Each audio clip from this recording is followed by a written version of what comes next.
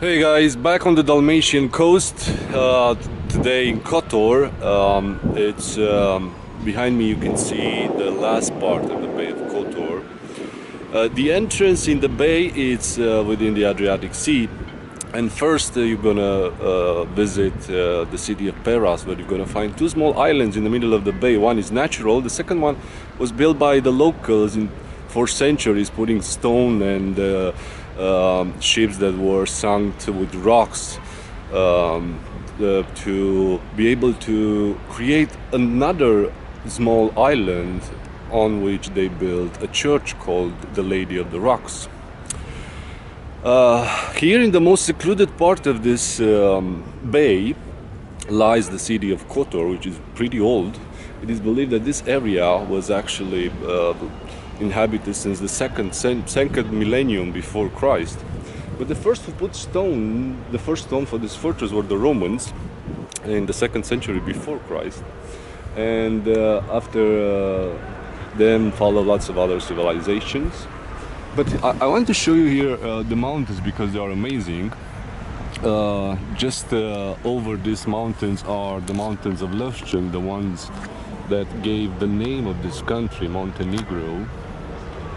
And as you can see, we have a fortress here in front with high walls. It was, as we see it today, it's the hands of Venetians. They are the ones who ruled here for 400 years, starting with 14th century all the way to the end of the 17th century. But they also went all the way up on the mountain, as you can see, with the fortifications. Even if there are still remains of fortification during the Romans, there we have the church, Our Lady of Heart, and furthermore up there you'll find the fort of Saint John or Don Giovanni. It is an amazing fortress. Turks sieged it for, I think, twice, and they also ruled here, but briefly. It was also an important point in the First and Second World War.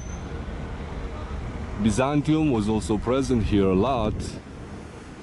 And inside the fortress you're going to find a very beautiful old city with really narrow streets, and there is a really old cathedral, the Cathedral of Saint Tryphon, or Tryphon.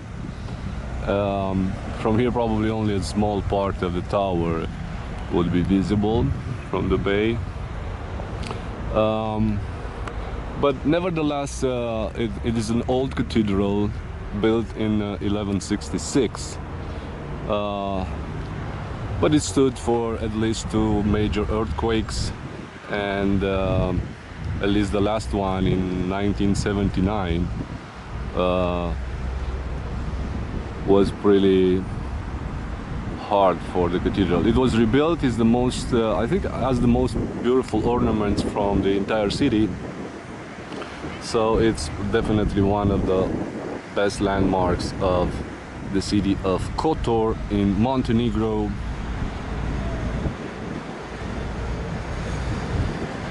Dalmatian coast. I will see you next time.